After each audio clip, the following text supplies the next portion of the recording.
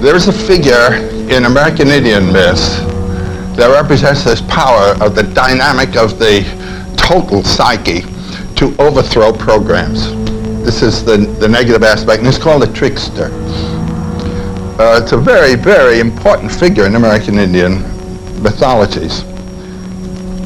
Now, it's a great puzzler to well-trained Christians to come across the trickster hero, because he's both a kind of devil and fool and the creator of the world. And so he comes in as an upsetting factor. He breaks through. He even breaks through the notion of what a deity ought to be. And this, I think, is about as good an example as you can find anywhere of the trickster hero.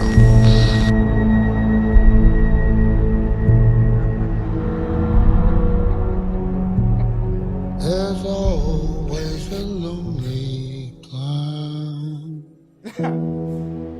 The poor laughing fool falls on his back, and everyone laughs when he's down. There's always a funny man. You may have seen that clip of our next guest. Now, before he comes out, I just want to say that we're all heartbroken about what's going on in the city tonight. But this is how he wanted to come out. And honestly, I think we could all use a good laugh. So please welcome Joe.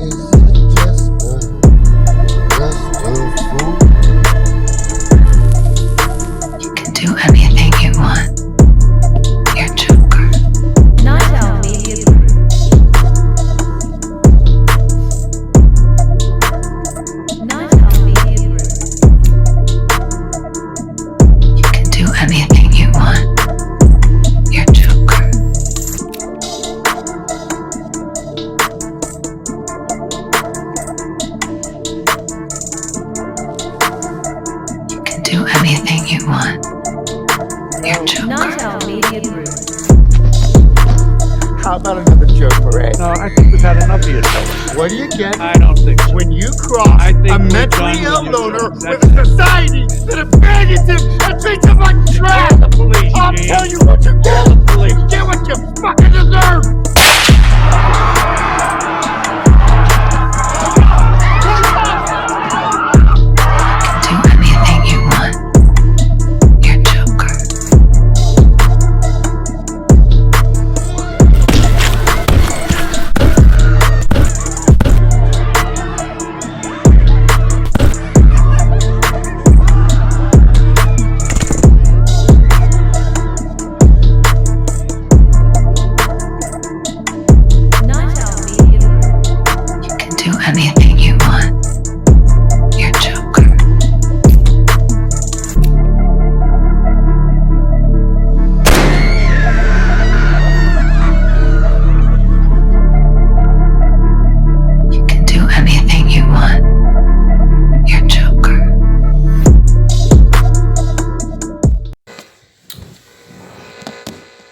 The trickster is a collective shadow figure, a summation of all the inferior traits of character in individuals. And since the individual shadow is never absent as a component of personality, the collective figure can construct itself out of it continually. The trickster is obviously a psychologian, an archetypal psychic structure of extreme antiquity. In his clearest manifestation, he is a faithful reflection of an absolutely undifferentiated human consciousness, corresponding to, and developing from, a psyche that has hardly left the animal level. This is how the trickster figure originated. The trickster is a primitive, cosmic being of divine animal nature, on the one hand superior to man because of his superhuman qualities, and on the other hand inferior to him because of his unreason and unconsciousness. These defects are the marks of his human nature. Carl Jung, 1954. The so-called civilized man has forgotten the trickster. He remembers him only figuratively and metaphorically. When irritated by his own ineptitude, he speaks of fate playing tricks on him or of things being bewitched. He never suspects that his own hidden and apparently harmless shadow has qualities whose dangerousness exceeds his wildest dreams. The collective trickster energy is present in someone who looks like a leader, but is in reality the great pretender, one who convinces the people by promising truths but delivering lies. This figure appears, disappears, and reappears throughout all of human history.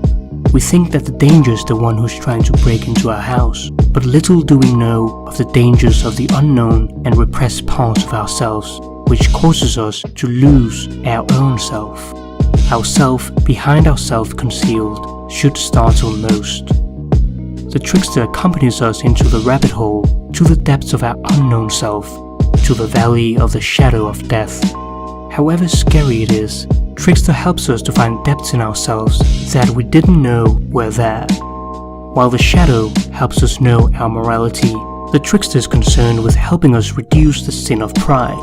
He keeps us from being too confident in ourselves, since hubris forecasts a fall. Trickster is important in individuation because he helps deflate ego inflation when we become controlling, arrogant, or narcissistic.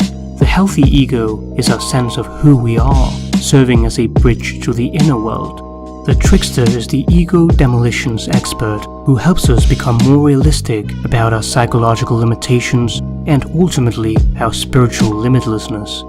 This is an energy within ourselves and within the universe that humbles us, topples our ego, upsets our plans, demonstrates to us how little our wishes matter, and dissolves the forms that no longer serve us, though we may be clinging to them for dear life. When the ego is at its height, the trickster takes a little pin and bursts our bubble of greatness. And as we start to see the reality of things, everything that we thought to be meaningful, power, money, fame, pleasure, becomes meaningless. Trickster helps to humble us down and tells us that our power is limited in the vast universe.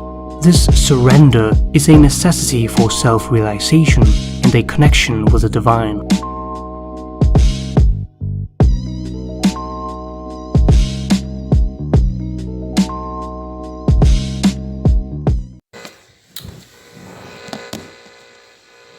Machiavelli's The Prince is one of the most important turning points in the history of Western political philosophy.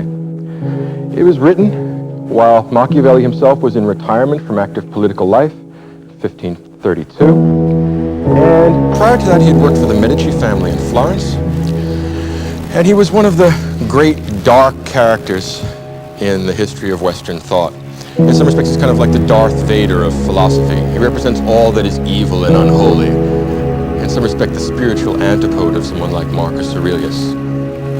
Machiavelli is a very secular, this worldly sort of thinker. He's the kind of person that Plato warned us about.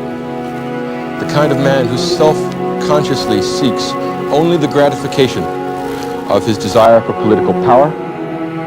A man who turns ruthlessness and treachery into matters of principle. And that's what makes him so good at them. It's not that he's treacherous or lying or faithless or ruthless once in a while. He's that way all the time. He's turned it into a system. In that respect, the writings of Machiavelli, which are not limited to The Prince, he also wrote a number of historical works, a work called The Discourse on Livy. He studied Roman history a great deal.